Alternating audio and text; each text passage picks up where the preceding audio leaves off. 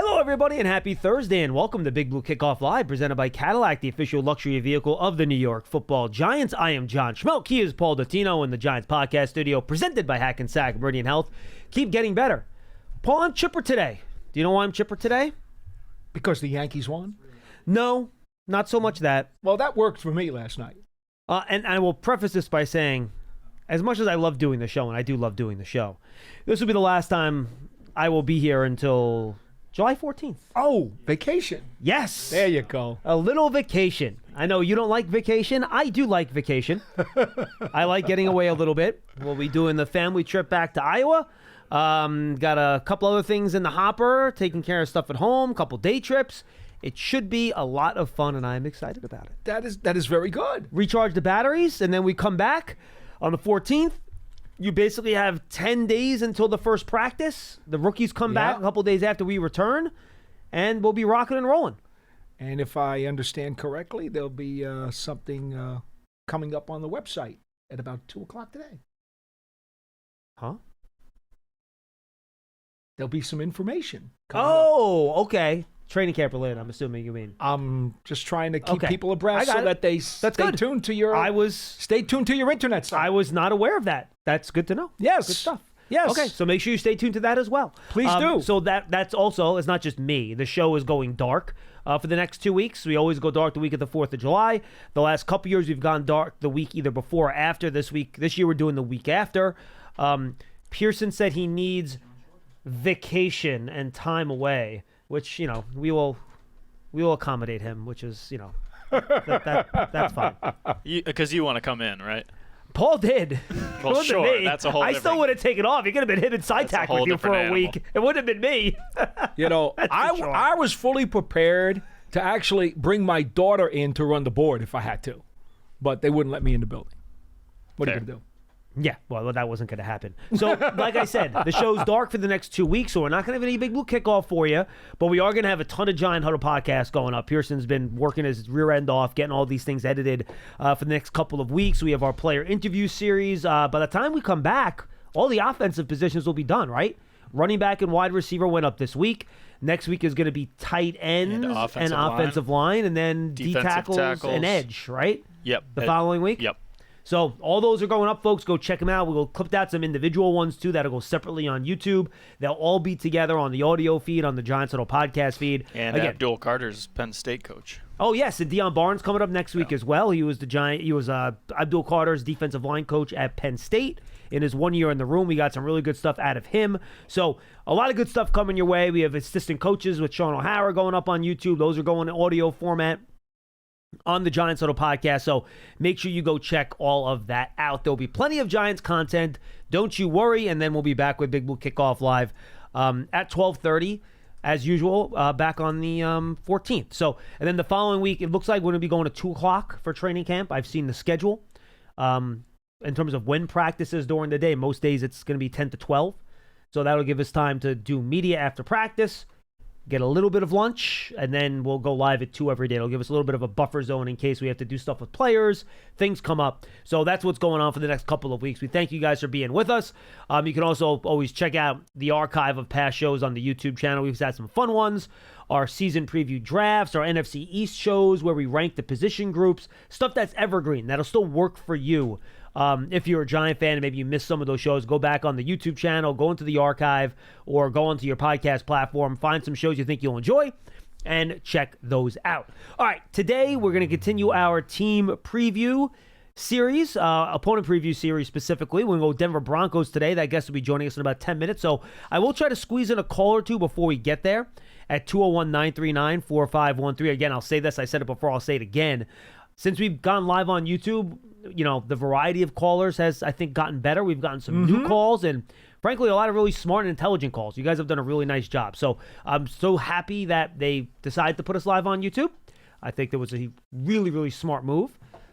Genius, in fact. And now that we're there, I think it's really, really working out well for us here. Big Blue Kickoff Live. I'm sorry, I can't help myself. I know. All right, 201-939-4513. Paul, anything? By the way, SciTac was supposed to be on today, but my understanding he's busy upstairs trying to figure out how to pronounce the names of the players the Nets drafted last night. I don't know that he needs to because they'll all be out of the league in a year anyway. Whoa, you didn't even know. Hold on a second. Just to give you an idea of how ridiculous Paul Dottino is, he walked into the cafeteria today and he said, hey, did the Nets make all their picks last night? Who'd they pick? He didn't even know who they picked, and he still comes on to say they'll be out of the league in a year, just to show you how Paul's emotional feelings about things and get in the way of his comments. I am. It was a joke that I knew you would understand. I don't know how many people out there would, but being an all-in New York Knicks guy, the Brooklyn Nets are of little existence to me. Who's your second favorite team, Paul? He doesn't have a second. If you had to pick one. In the NBA, yeah. If I had to pick a second favorite team, wow. Or do you just hate everybody? No, I don't hate everybody. There's only a handful of teams that I actually hate. I don't know would I have a second favorite NBA team? Mine's the Warriors, just because I love Steph Curry. All right, I'll buy that. That's okay. That makes sense. I mean, I love Giannis, so I would have no problem rooting for the Bucks. Giannis is awesome. He's great. Yeah, I like Jokic. Like, the Nuggets are fine. I got no problem with the Nuggets, per se. They're fine. I mean, I have teams I significantly or seriously dislike with a passion. There's about 4 or 5 of those teams. Only 4 or 5? Yeah, that's all. I feel like there's more than that. No, Celtics, Pacers. How many NFL teams do you hate with a passion? There's about 7 or 8 of those. I think more than that. Not really. Okay. Not really. All right. Anyway. 201-939-4513. Let's get to the calls. JM in Atlanta. We'll try to squeeze you in and maybe 1 or 2 others before we get our guest on at 12:45, and then we'll take calls after our Broncos guest as well. What's going on, JM? How are you? Hey, guys. Good. How you doing? Hi. We're doing great. How you doing? All right. Hey, wanted to talk about our corners.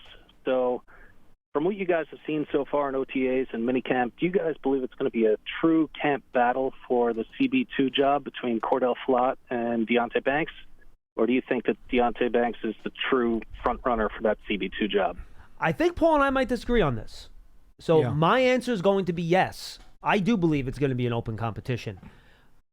This team and coaching staffs knows that they can't mess around this year. Yeah, you're still trying to develop players. That's fine. But look at who they brought into the quarterback room. Mm-hmm. Look at the money they used in free agency. They got to win games. They need to do everything they can to win football games. So, look, Deonte Banks has been in the league for 1 year longer than Cordell Flott. They're both young players, right? Flott's coming up to a contract year.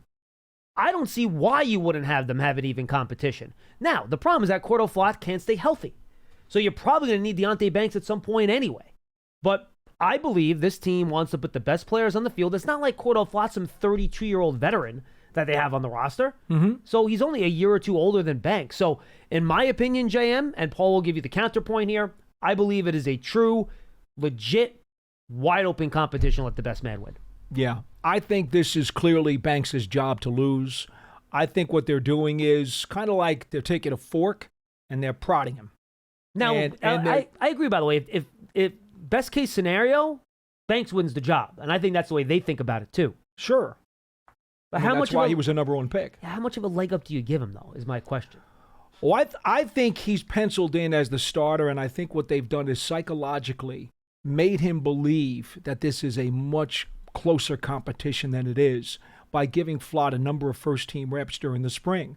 This is to me, it's psychological gamesmanship because they don't want Tay Banks to feel comfortable at all.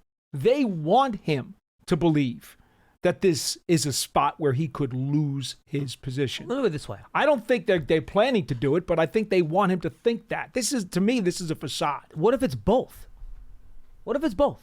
Because I think the way you're talking about it, and Jam, we'll get back to you. Just hang with us here. Yep. I think you're right in that they want Deonte Banks to feel the pressure. Push him. So he focuses in, gets pushed, plays his best football because he wants to earn the job. But I think if you get to the end of camp and Cordell Flott has been clearly better than Deonte Banks, he'll take the job. I think he takes the job. I agree. All right. Okay, well, how about this? What if he's a little better than Deonte Banks? Probably not. Okay. See, that's where we're different. I think if Flott is even a little bit better than Banks, it'll be at worst a timeshare at the position. I don't think they will play Deonte Banks 100% of the snaps over Flott if they think Flott right now is the better player. Yeah, you know, the problem with Banks right now is that he has been so inconsistent and so up and down in his first 2 seasons. I think Flott was better than him last year. Yeah, well, I think and you know I'm a huge Cordell Flott fan. I know you are. You know that. I love Cordell Flott. But the problem here is that if you look at the 2 players side by side and you look at the upside, Banks has a higher upside. That's just not up for debate. No, he's more gifted physically. Correct. Mm-hmm. The I agree skill with that. set, the toolbox is better. And I agree with all that. So if you're the Giants, you want to push, prod, and extrapolate all of that talent out of Tay Banks. And the best way to do that is to give him a prod. That's what I think is happening here. But the bottom line question But is... if he does get outplayed in summer camp, I think you have to let Flott have the job. But so then it's a competition then. Well, I don't think it's a true competition, though. I think Flott has to absolutely blow him away. So he has to blow him away to win it. That's how I see it. I got you. Go ahead, JM. Yeah, John, I'm kind of more with you on that. I think if Flott is showing that he's going to be a better option there, I think the Giants want to play whoever their better option is going to be. But I'm excited to hear what that competition ends up unfolding to be. The Giants will win either way, right? They'll win either way.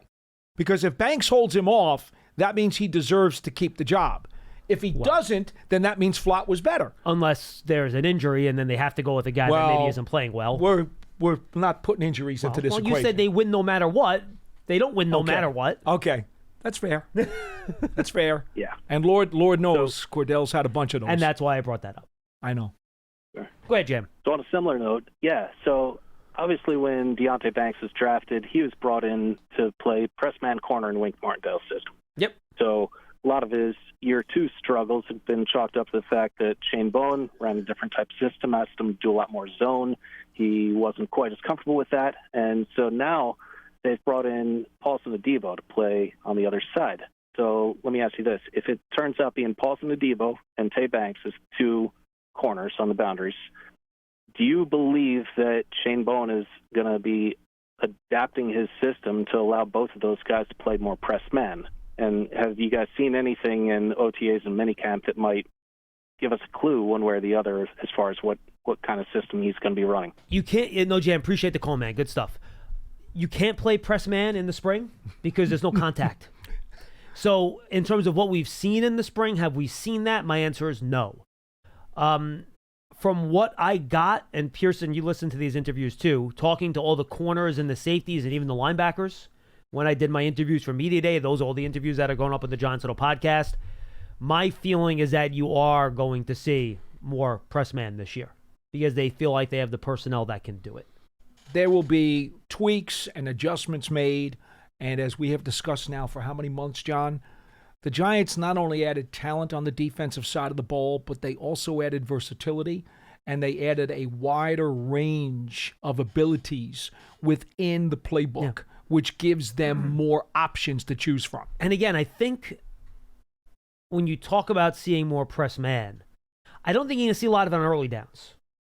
That I don't think is going to be what the DNA is. Yeah, probably not. But teams don't play press man a ton on early downs anyway. Even the teams that play the most press man play it like 40% of the time.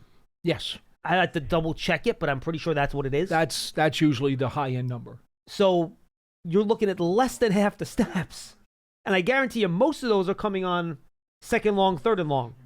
Mm-hmm. And especially with the Giants pass rush up front now, where you feel like you can get home quickly, it gives you more freedom to play more press man because your guys are not going to be sitting back there in coverage forever in man-to-man defense because you got such a good pass rush getting after the quarterback. Exactly. So you put all that together, I do think you are going to see more of that. All right, let's continue our opponent preview series. We welcome in Andrew Mason. He covers the Broncos for the Fan 104.3 in Denver.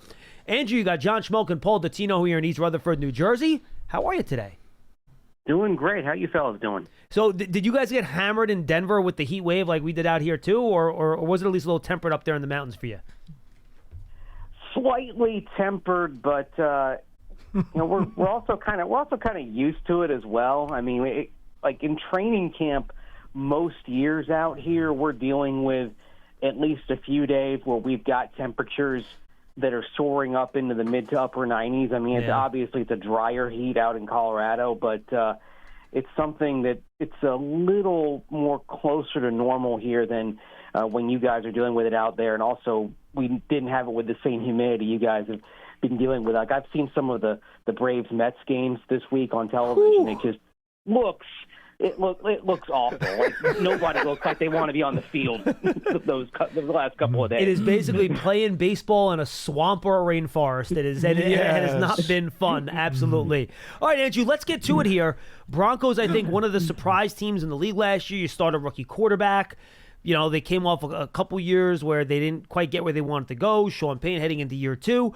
But I think the season turned out as well as anyone could have hoped. And here's where I want to start. I think a ton of it had to do with the offensive line. The Broncos, you can argue, depending on what metric you want to look at, Andrew, might have had the best pass-protecting offensive line in all of football last year. Not enough people talk about it. But I think that made life a lot easier on your rookie quarterback, Bo Nix, and it really helped make that whole offense go. Yeah, and you go by ESPN analytics in terms of not only pass block win rate, but run block win rate. The Broncos' O-line was number 1 in both of them last year. Oh, wow. And I think it's really a credit to how the Broncos and Sean Payton started attacking this thing really from the moment go when he came in that first off season in 2023. When they went into free agency that year, 2 of their 3 first big free agent pickups were Mike McGlinchey at right tackle and, Ben Powers over at left guard. And that stabilized a couple of positions, particularly right tackle. Right tackle had been a revolving door for the Broncos for about a decade. And McGlinchey came in and offered stability there that had not been seen in a while. Now, he did inherit Garrett Bowles, who'd had some solid seasons after a rough start to his career, and Quinn Miners, who'd the first couple of years had shown some potential but was still pretty raw. Now, Bowles has had a couple of good seasons since then and got a nice contract extension this past year, and then Miners just got better and better and then was an all-pro the last couple of years. But I think it really starts from that first off-season consciously coming in and saying, we're going to make sure we get this offensive line right and make sure that no matter what happens, we're not going to be able to have to sit there and say, okay, well, the quarterback, was running for his life because this, that, and the other. They got the line fixed. It was pretty good in 2023, went to the next level in 2024, and I think that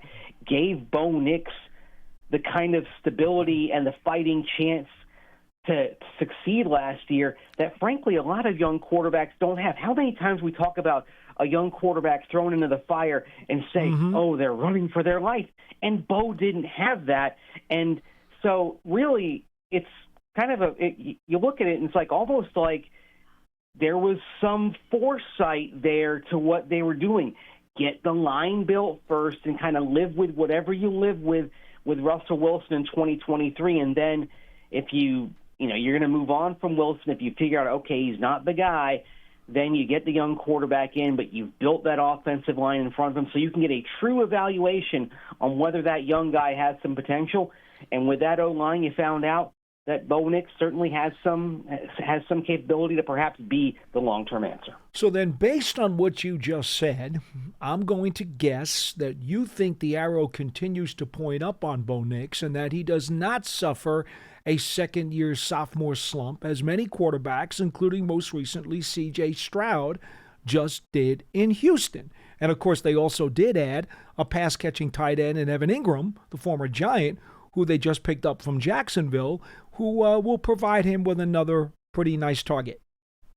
Yeah, and I think part of it is right there what you mentioned with Ingram coming in as that interior target that they were missing last year from the tight end position. Now, he doesn't stretch the field in the way that you guys remember with the Giants back early in his career.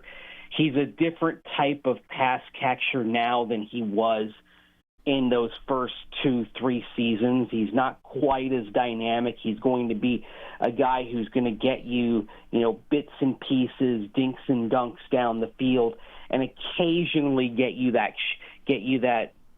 catch and run. Not doing what he did earlier in his career, but that's fine. You're not signing him for what he was in 2017-18. You're signing him for what he is right now. Mm-hmm. The whole hope is keep him healthy because, of course, he had a couple of injuries last year and he missed 8 games, and he's still working his way back. So his work in OTAs and minicamp was limited. They're looking to have him back full go for training camp. But it's not just Ingram that's the reason why I'm expecting Bo Nix to not have a sophomore slump. You've got some young pass catchers that you're hoping can take the next step. Devon Vele had a solid season last year, the 7th-round pick. He had 40-plus catches. They have Troy Franklin, who they picked in the 4th round last year, that had a touchdown catch in the playoff game, and he had some good work in the offseason. Pat Bryant, 3rd-round pick this year. He had pretty good work in OTAs and minicamp. Marvin Mims Jr., who's an all-pro as a punt returner, last year they started figuring out how to use him as a gadget type of target the back half of the season. In the last 7 games of the year, finally unlocked how to get him involved. They actually started handing him the ball from a backfield position just to make sure they got him some opportunities, and it seemed to kind of unlock his confidence, and they started getting him the ball more in the passing game. In the last 7 games of the season, he was actually on a 1,000-yard receiving pace. So they continue. I think they'll continue pushing that forward as well. And then, of course, they draft R.J. Harvey and they sign J.K. Dobbins. So the running back position appears to be more dynamic and fortified. You're expecting some steps forward from those young receivers, and you bring in Evan Ingram. So you've got what you expect to be a better collection of targets around Bo Nix. All that is why I expect you won't see a sophomore slump, because he should have better weapons around him in addition to just being a bit more mature, more seasoned, more settled. Because remember, he went through a pretty rough first month last year where he took those lumps, and then the last 3 months of the season was mid to upper mid-tier as a starting quarterback in getting the Broncos to the playoffs. Yeah, and look, you kind of led me to my next question. Bo Nix, to your point, he really improved a lot over the course of the year. I thought he did hold the ball a little bit, but when you have a great offensive line, guess what? You can hold the ball a little bit. His tools, I saw him live at the Senior Bowl. I was unimpressed. Watching him on TV during the year, I thought his tools were really good. Where did you think Nix took the biggest steps over the course of the year where you saw the most improvement that allowed him to take those steps you're talking about? And is there anything, as a second part, that they've talked about where they wanted to take that next step in year number 2? Well, you mentioned the Senior Bowl, and yeah, he did not have a good Senior Bowl week last year. I mean, he looked very unsettled, and frankly, some of that unsettled nature kind of really was evident those first 4 weeks of the season. Where I saw the greatest improvement was in terms of his footwork. The first 4 weeks of the season, it was a mess, and you could see that he was trying to break some bad habits early on in the season. And he alluded to this just a few weeks ago, and he said one of the problems early on in the season was he was thinking about all the things he had to do as a pro quarterback. He's thinking about he's got to get his base hit. He's thinking about his drop. He's thinking even about getting the play call out in the huddle. And as a result, he's not thinking about what he's facing in terms of the defense in front of him.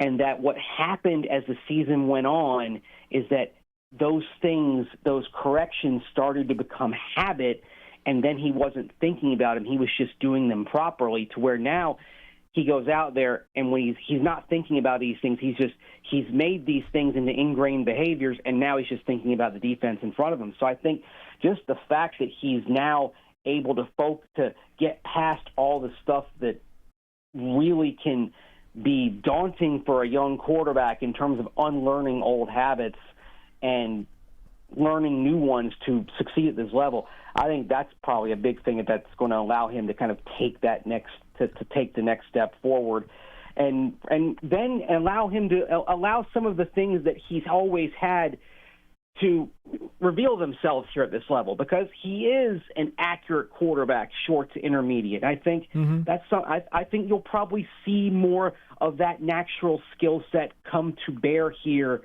this year. I think you'll probably see that completion percentage tick up to 67, 68, 69, 70%, much like it started to look when he was in those couple of years at Oregon in particular. Because once you kind of once you've started to kind of get past those early stages of unlearning old habits and doing things in a proper fundamental way as you have to do them in the NFL, then your natural strengths kind of come to bear more. And I think we're going to see Bo look a bit more like he did in college, where it was kind of that metronomic accuracy and efficiency. And in Sean Payton's offense, which usually sets things up to where somebody's always open, if he's on rhythm, on time, on target, and finding the open man, this offense could look pretty dynamic. Well, every quarterback loves to have a solid running game. You briefly mentioned some of the running backs before, but they draft Harvey in the second round, so they obviously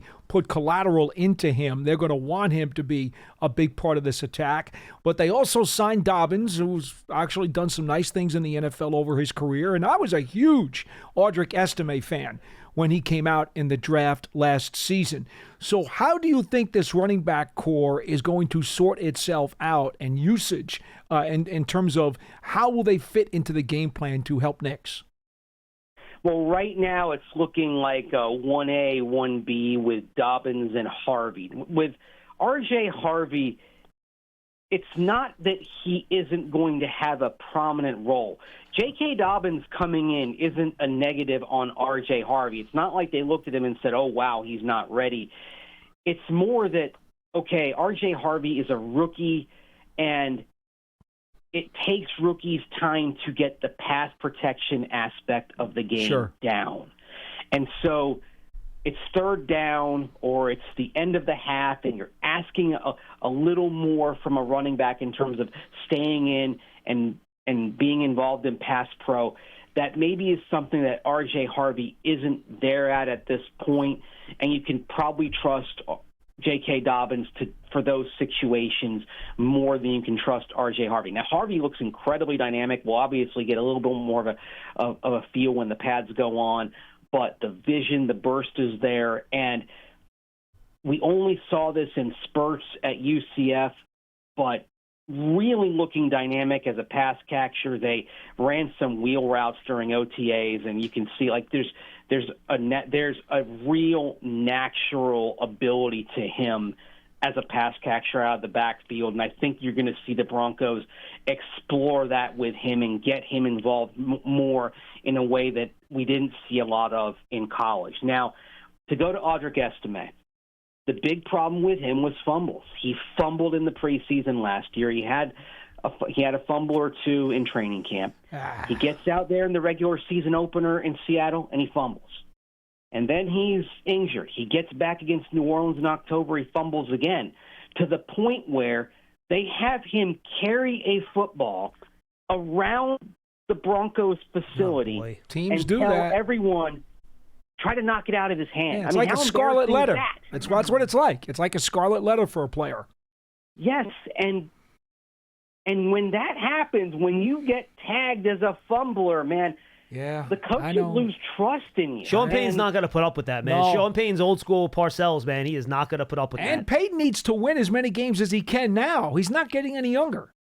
Yeah, I mean, they're not going to have patience for a fumbler. They're just not. And so Audric Estime, I mean, he's got some nice ability as a power runner, but the fumbling is an issue, and it can create confidence problems as well. I mean, Audric Estime right now is very much on the roster bubble. He's not the only second year back they have, because they've got Blake Watson, an undrafted guy who played a bit later on in the season, who's a pretty good pass catcher as well. They have Tyler Bidet, who's been on the practice squad most of his career, but he had a big run against Tampa Bay in Week 3 injured his back against the Jets in Week 4, was on IR, but they actually activated him for the playoff game in Buffalo ahead of Estime, and so he's in the mix as well as a potential rotational back. So you've got these other running backs around there as well, and then Jaleel McLaughlin, he's kind of in his own category. He's a small 5'7", 187-pound guy. He's got a lot of speed. He's more kind of a gadget type of back who could potentially be involved as that second guy back on kickoff returns as well, along with Marvin Mims Jr. So he's kind of his own category. Maybe they had to involve him a little bit more last year because of their issues at running back with Javonte Williams struggling. But I think he ends up being in the mix, the guy who gets 3 to 5 touches a game as a change of pace. But he's kind of his own position almost. But really, you're looking at Dobbins and you're looking at Harvey, and then who's that third running back going to be? I think they'd like it to be Estime, but Estime's probably got to earn the trust back and hang on to the football if he's going to have that job. That's a great answer. All right, couple on the defense quick before we say goodbye again. We're doing our opponent preview. We're joined by Andrew Mason, who covers the Broncos for the Fan 104.3 in Denver. All right, let's go to the defense here. And man, Broncos already had a pretty talented secondary, but they went along and they added to it this offseason. They draft Jahdae Barron early in the draft. They bring over Talanoa Hufanga, who's, when he's healthy, he's an excellent football player. Patrick Surtain's already there. They use the draft pick on Riley Moss. They're really building the secondary to try to be one of the strengths of the team, and I guess you kind of have to when you're rocking in a division with Patrick Mahomes, Justin Herbert, and Geno Smith, right? No doubt. I mean, it's not a division that offers you any chance to catch your breath with those quarterbacks. When of those other 3 quarterbacks, Geno Smith is the least of them. I mean, that's pretty tough. I mean, you could say every quarterback in the division is in the top half of the NFL in terms of what we've seen the last few years. And so you bring in Jahdae Barron there with the number 20 overall pick, and they weren't expecting him to be there. So it was a nice surprise and probably really did change how they were going to attack the entire draft when he fell to number 20. But you don't pass up a premium player at a premium position, and they were going to add to the cornerback room at some point in the draft anyway, because Riley Moss, a very good season as the number 2 corner on the outside, but he's had injuries that have cost him multiple weeks in each of his first 2 seasons. He missed time during his first training camp early in the season in 23, and then he missed time in December in 24. And the Broncos defense, when he went down, they really struggled. In December of last year, they were dead last in that month in total defense, with Riley Moss injured and then coming back against the Bengals, but not being his old self. So they wanted to make sure they were a bit better fortified at minimum. And so Barron comes in. Now you're feeling pretty good about your depth at cornerback. The question is, does he take time from Jaquan McMillan at the slot corner? Does he take time from Riley Moss, on the outside?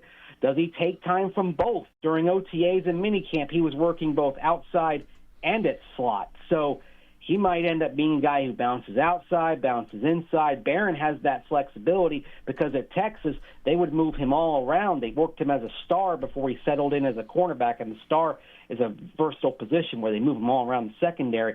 So he brings an awful lot of versatility, a chess piece type of defender that really could open some things up. And if Barron ends up succeeding, then it really ends up setting up a situation where you can't simply say, oh, well, we're just not going to throw in Pat Surtain's direction, because that means you might be throwing at Jahdae Barron. And so this could really create a pick-your-poison equation on the back end for the Broncos when you're facing that secondary. So they're pretty excited about the long-term possibilities there. All right, but I'm going to ask you about the front 7 now, and I think we're kind of running out of time, but I want to go to Dre Greenlaw.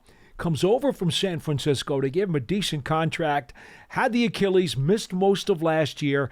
How important is it for him to be the old Greenlaw for this Broncos defense to be effective?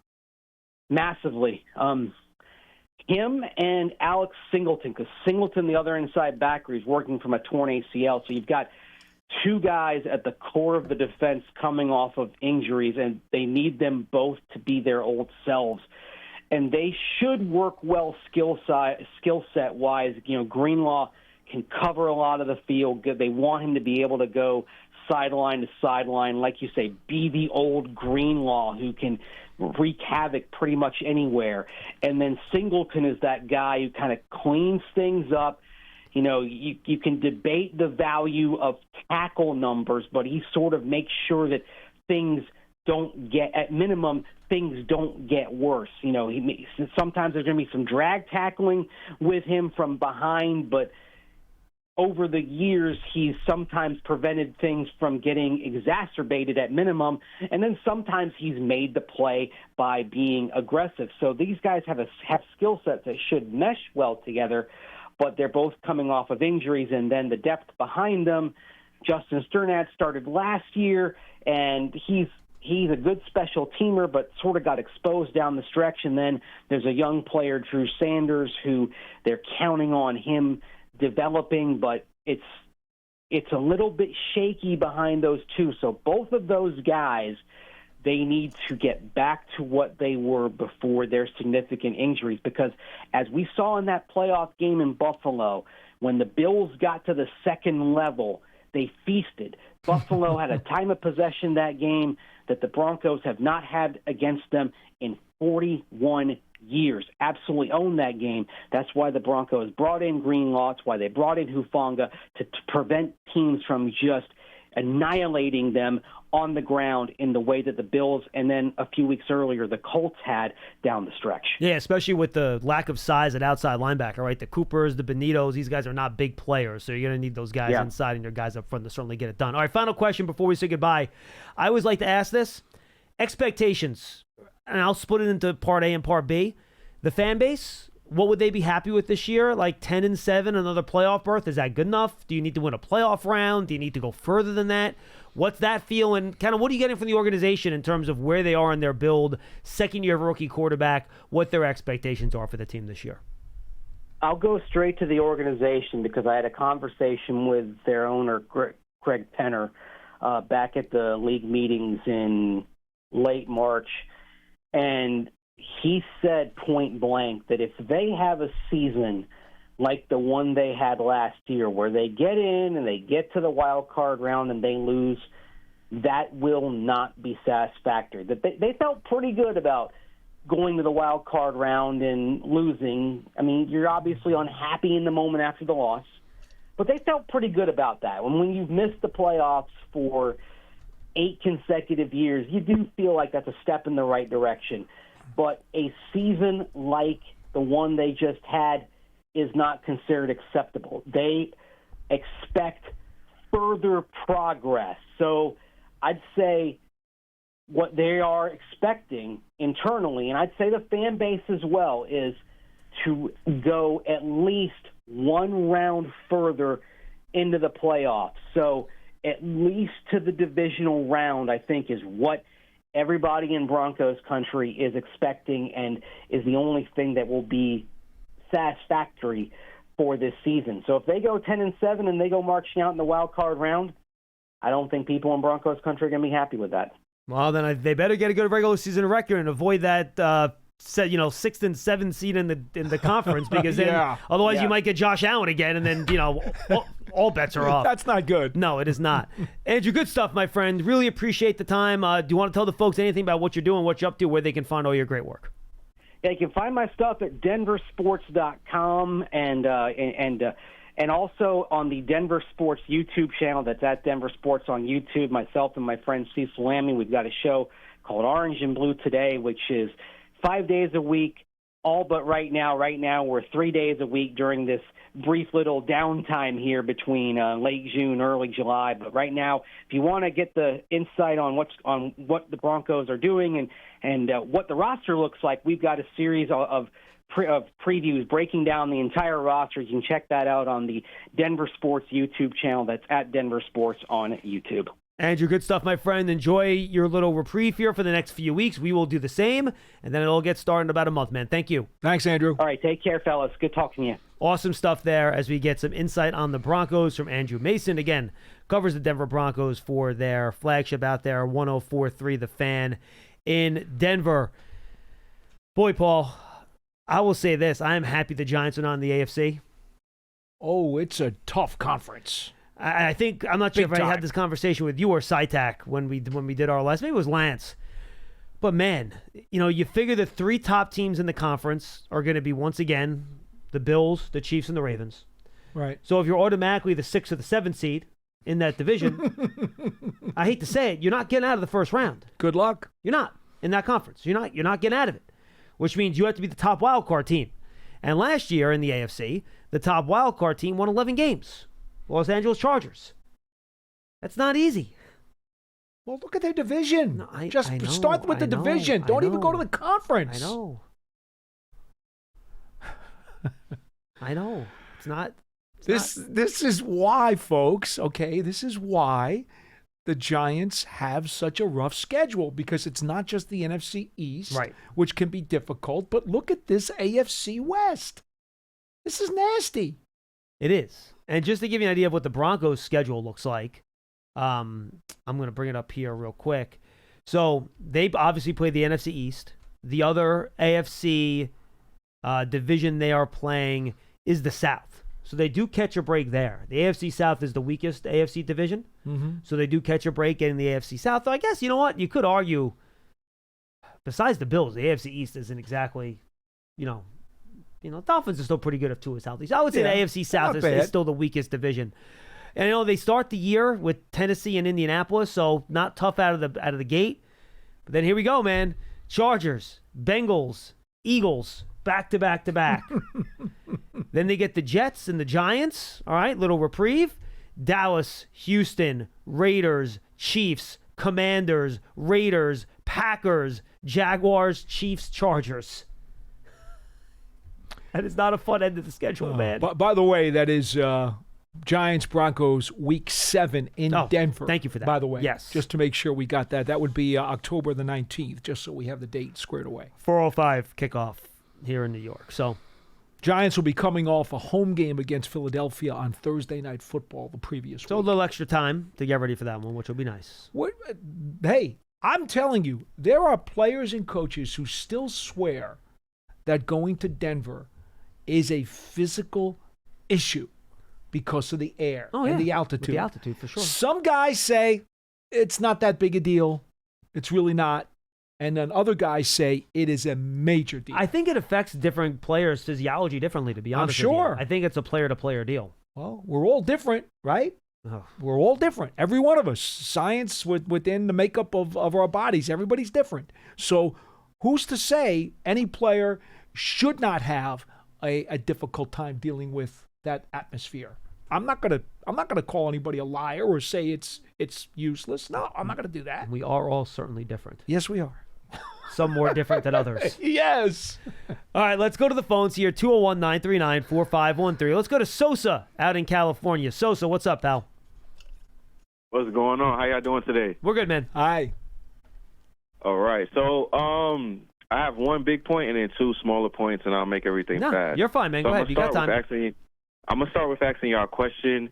Just a quick response off the top of y'all head. Who would y'all say the most electrifying player for the Giants has been the last 10 years? The last 10 years, Yes. it's either Saquon or Odell. It's probably Fair enough, It's right. probably So- Beckham. Yeah, Okay, go ahead, I Paul. agree. I Sorry. think it's probably Beckham. I agree with that. Yeah, so that goes into my major point. I know he's had injuries, and I know there's been some friction with some of the stuff he said and the stuff with Eli, but I'm a big proponent in bringing Odell in, and I have a couple of reasons why. So the first one, we really don't have anybody that really would scare a defense other than Malik Neighbors.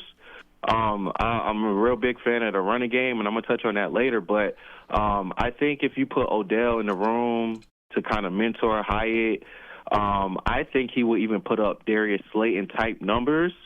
Now the money thing, I don't know how that would go, but I feel like if we could make a push for him with the fan base, I think it'd get the fan base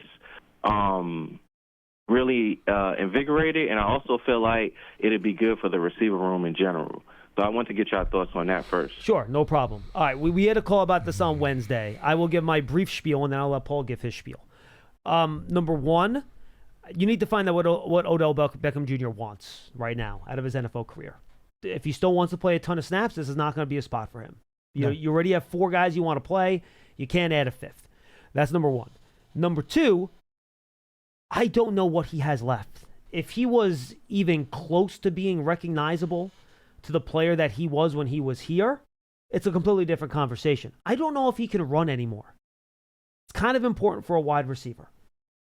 I will just give you his numbers, and I'll hand it over to Paul. He has not had 70 catches or 1,000 yards since 2019.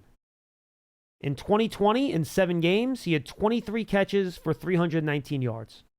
In 2021, he had 44 catches for 537 yards in 14 games. 2022, he had the ACL. He did not play. In 2023, 35 catches in 14 games for 565 yards. Last year, in 9 games for the Dolphins, 9 catches for 55 yards. I just, quite frankly, don't think he has it in his body anymore to do this, which is why I would be a no on that. Paul, what's your take? I echo everything you just said, but I'm also going to throw something else onto the fire. He doesn't play special teams, and he's a depth wide receiver at this point, if he even is good enough to make an NFL team. Depth wide receivers have to be able to give you something else. And the other thing, too, and Paul, ask you this question, what evidence do we have that he's someone that's going to mentor younger players? Well, that was going to be the next part of what I was going to say. His mentality, his attitude, and it's not even about his money ask. It's about what does he want. And I don't know that Odell Beckham Jr. wants to come into this team or anybody else's team on the back end of a depth chart, seeing 15 snaps a game, and is going to be satisfied with that and maybe getting 3 targets a game. Oh, if that. If that. I don't think that's going to make him very happy. And as you just said, part of that as well is how good a teammate is he going to be? Will he be a plus in the locker room, or is he irrelevant in the locker room, or is he a negative in the locker room? There are a lot of variables here that could turn out in the negative direction. So my inclination now, would be I will say no. this. In fairness, when he was here, his teammates all loved him. When he was in New York, his he teammates was a all loved him. great competitor. I was about to comment on that because I'm like, when you talk to the teammates, everybody usually says good things about him. I mean, like I said, the thing with Lil Wayne in the interview, for sure, like I wasn't in agreement with that. But I do feel like even with, like, because a lot of the stuff you guys were saying was like, I really don't know. It's not like, I'm saying like bring this guy in for a workout and see where he's at. That's kind of what I'm saying. Like, and I feel like even with Slayton and Hyatt and Wan'Dale, the last season that you brought up with the stats where he was actually really playing, the year before, not this most recent year, but the year before, those numbers rival Wan'Dale's. Honestly, I mean, other than the catches, and Wan'Dale was just getting short catches. But that's kind of my push for it. But I do get where y'all coming from. Yeah, for sure. and so real quick, and then you can finish real fast. I would just say this. I don't want Hyatt to lose snaps to a 30-year-old veteran. It's going to be hard enough to get Hyatt the snaps you want him to get anyway. I don't want to take snaps away from Hyatt and give him to a guy that's going to be 33 this year. That's number one. And number two, I agree with you. His teammates all universally loved him. And this was a question that we got on Wednesday. To your point, I did not love a lot of the extracurricular, non-football stuff that we constantly had to deal with when Odell was here as a rookie. And does he realize that maybe he handled some of that stuff incorrectly? Would Neighbors benefit from that? Would it not be great for Neighbors if he tells them not to handle things certain ways? Like, I don't know how Odell views how he handled his 5 or 6 years with the Giants. I don't know what his thought process is there. That's another part of it, not just a workout, right? You have to have a conversation with him about what he would teach neighbors, right? Would it be a positive influence? I would hope it would be, but that's a conversation you would have to have with him and almost be like, Odell, straight up, do you have any regrets from your 4 or 5 years with the Giants? Would you handle anything differently now looking back at it? Maybe he would give you a great answer there. I don't know what he thinks about that, to be honest with you. I would like to cap the conversation about him by saying this.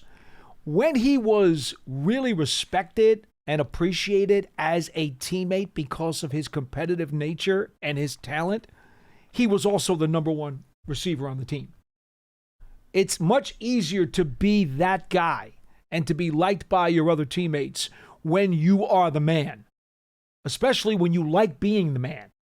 Now, he would not be the man. And the last couple of years too, Sosa, and I'll end it here, he didn't exactly really want to show up week 1 and help the team right away. He kind of purposely waited to sign until after camp. So I don't know what his feelings are either in terms of when he'd want to report, when he'd want to get involved and stuff like that either. So I don't, to your point, it's a lot of questions that we don't have answers to. I would make this concession to close it out. If I were a team in the Giants situation, I'm not speaking for the Giants and I'm not telling Joe Shane what to do, but if I were a team, a GM in the Giants situation, what I would do is probably put him down as a short list. If I had an injury in training camp or an injury early in September, I would probably make a phone call and at least want to talk to him. No, that's fair. Sit him down and talk to him, answer some of these questions, find out then, give him a physical, give him a workout, and I'd have to get the entire diagnostic on him. He'd be on my short list. I would do that. I'd put him on the short list. Give him the diagnostic, and then at that point, if the situation warranted, I might consider signing him. But that's as far as I go. What are your other 2 points, Sosa? Yes, sir, and I agree with y'all for sure. You got to get him in there and see what his mindset is.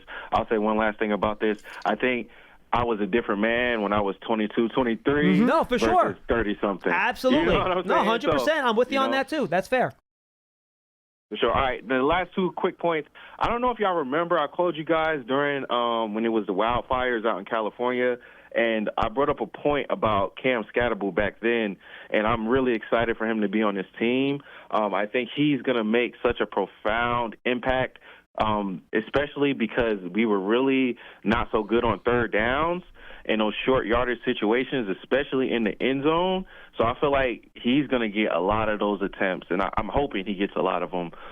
The last point I'm going to make, I think Russell Wilson, everybody's saying like, oh, he's a one-year guy because of the contract and stuff, and I get that.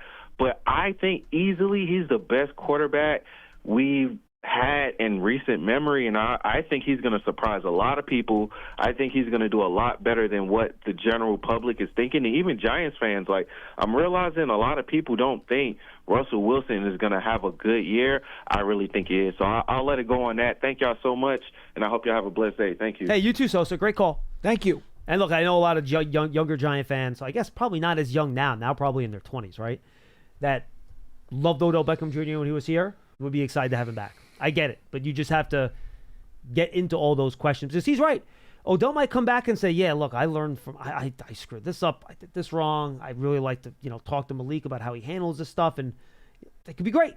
But yeah, that's a conversation you have to have. I just don't know what that would look like. One thing I will say, if the Giants maximize the production they can get out of the top 4 receivers on their depth chart right now, they would be extremely happy and satisfied with that room. Yeah, I just, and that to me is the bottom line point for me.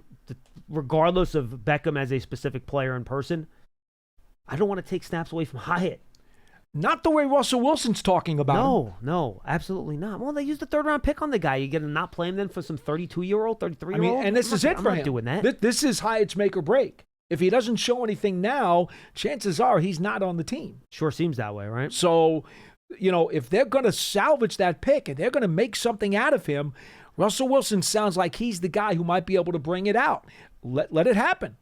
I'm with you. All right, let me give you his thing on Russell Wilson.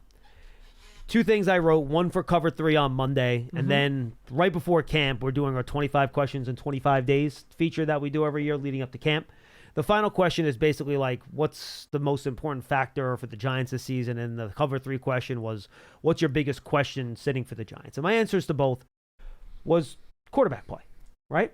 That to me is what this is going to be. And I don't have time here, so I got to be quick. And I'll go through this again when we get back heading into the season. I'll bring these numbers up before. So I went back. I looked at 2 numbers, Paul. I looked at EPA per dropback, and I looked back at quarterback rating. Okay? 2 very generic quarterback stats that are overall performance. Okay? So I went back to 2011.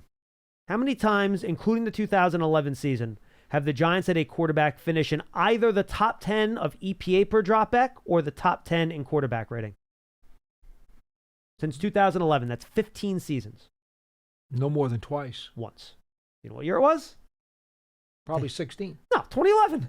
The Super Bowl year. Starting in 11. Yeah, starting well, then in it 11. would be the Super Bowl season. Only year. Yeah. Only year. The only times that the Giants had a quarterback finish better than the top 20, so 19 or better, 2012 Eli, 2014 Eli, 2015 Eli, and then 2022 Daniel Jones.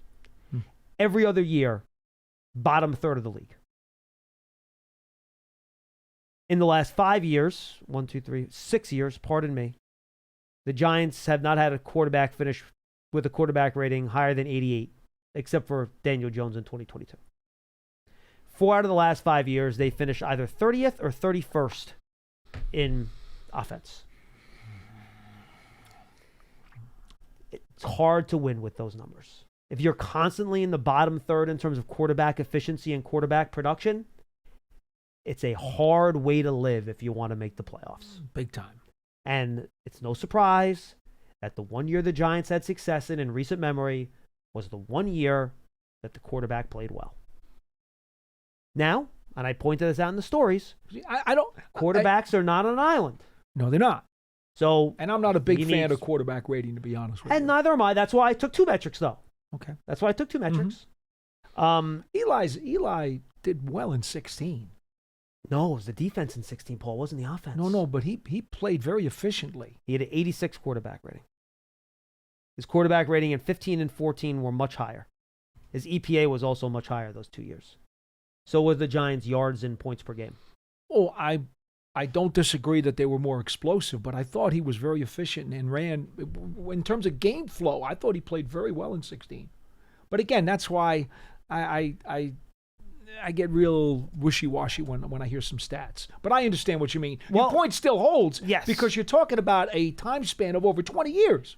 15 years. Well, 15 years. Right, 15 years. It's a big sample size. It is a big sample size. I did not take a small sample size. No, which is why I'm not disputing your point.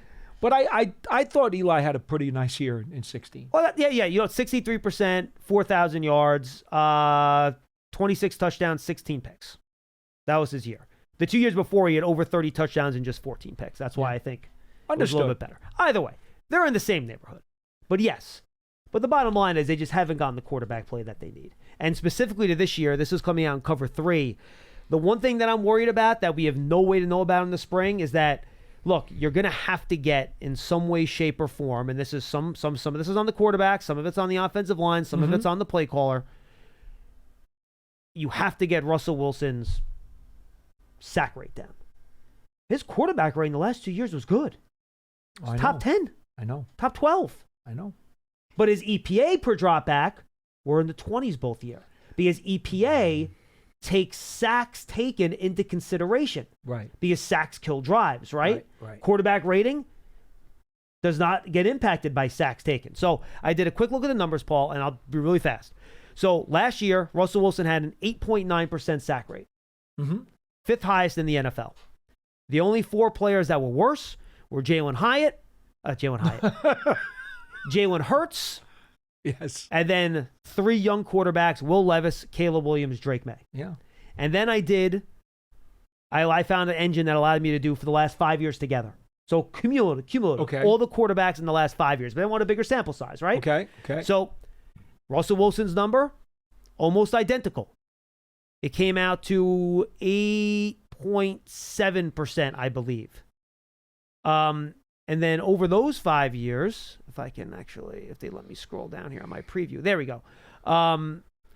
Over those 5 years, he was 8th in terms of sack rate, 8th worst, tied exactly with Daniel Jones, believe it or not. They were both exactly 8.7%. I'm not surprised. And the only players with a higher sack rate, some of the names will be identical to what we just talked about, were Justin Fields, Will Levis, Caleb Williams, Zach Wilson, Drake May, Bryce Young, Jaden Daniels. Now, last year, this is the beauty of it, right below him in terms of those sack numbers were Jaden Daniels and C.J. Stroud. In fact, it was like hundredths of a point difference. Both guys made the playoffs last year with that sack rate. Yes. And about 1% lower, you had C.J. Stroud and Sam Darnold. If you can just get Wilson from that 8.7% area to like 7 to 7.5%, which is, it's only a 1 to 1.5% drop, then you're in Justin Herbert, Joe Burrow, Dak Prescott neighborhood. It's a much better neighborhood to be in. So I think we saw in the spring, they were getting rid of the ball quicker. A lot of screens, a lot of RPOs, a lot of quick checkdowns if the first read down the field's not there. So my guess is that Brian Daboll knows this. And he's going to try to affect the offense to make that better. The offensive line has to protect, and Russell Wilson has to get rid of the ball. And I think when he throws it, he's efficient. He just takes too many sacks. If you can solve that problem, to the caller's point, I think you will get a higher level of quarterback play than you've seen from a Giants quarterback probably since Eli Manning in 2016, not discounting the Daniel Jones year in 2022. The easiest way to accomplish what you're asking for, John, is to run the ball very well and efficiently, because once you do that, you allow Russell Wilson, who is an outstanding play-action quarterback, you allow him to do that. It helps. It does. The problem is that helps. The Steelers ran the ball pretty well last year, too, and it didn't help. I know. I understand. He also didn't have the wide receiver room. Pickens was a little flaky. 100%. And the rest of the wide receiver room didn't help him a lot. And the either. offensive line didn't play particularly well for them last year either. No, and that's why I made sure I said it's quarterback play. It's a spider web. It's a spider web. Everything's connected, right? It's always connected. The But strands never stop. We can dig more into those numbers after we get back from vacation and we start getting ready for the season and stuff like that. But look, if you want to make the playoffs, you got to have good quarterback play. All right, Giants season tickets, folks. You want to become a Giants season ticket member, Giants.com/tickets. Check it out. You can find us on the Giants YouTube channel and Giants TV, which is our streaming app. You can find it on your phones. You can find it on all your smart TVs, Giants.com. Make sure you go check that out. And I mentioned it earlier, but in case you joined us late, Giants Huddle Podcast, this is my last show until we come back from our 2-week hiatus on July 14th. That's a Monday, right? July 14th. Until then, no Big Blue kickoffs, but we're going to have a ton of Giant huddles. All of our player interviews, all the offensive groups, wide receiver, running backs, and quarterbacks already up there. YouTube channel, Giants Huddle Podcast, Giants Podcast Network feed on your favorite podcast platform, Giants.com/podcast, Giants app. I talked to almost 50 players on Media Day a couple weeks ago. So check those out. Those will all be coming out along with Deion Barnes, Abdul Carter's defensive line coach, a couple assistant coach interviews as well with Sean O'Hara. That and a whole lot more. Stay tuned to the Giants Huddle Podcast. And tomorrow we're back to preview the San Francisco 49ers. Yes, it'll be Paul and Matt, and they're going to have Jennifer Lee Chan, who we've had on before. She's excellent. Yes. She covers the Niners for NBC Sports in San Francisco. For Paul Dottino, I am John Schmeelk. I will see you guys in about 18 days, whatever it is. I'll miss you a little bit. Enjoy it. We'll see you guys. Happy 4th of July. I'll see you in a few weeks, and stay tuned to Paul and Matt tomorrow. Adios.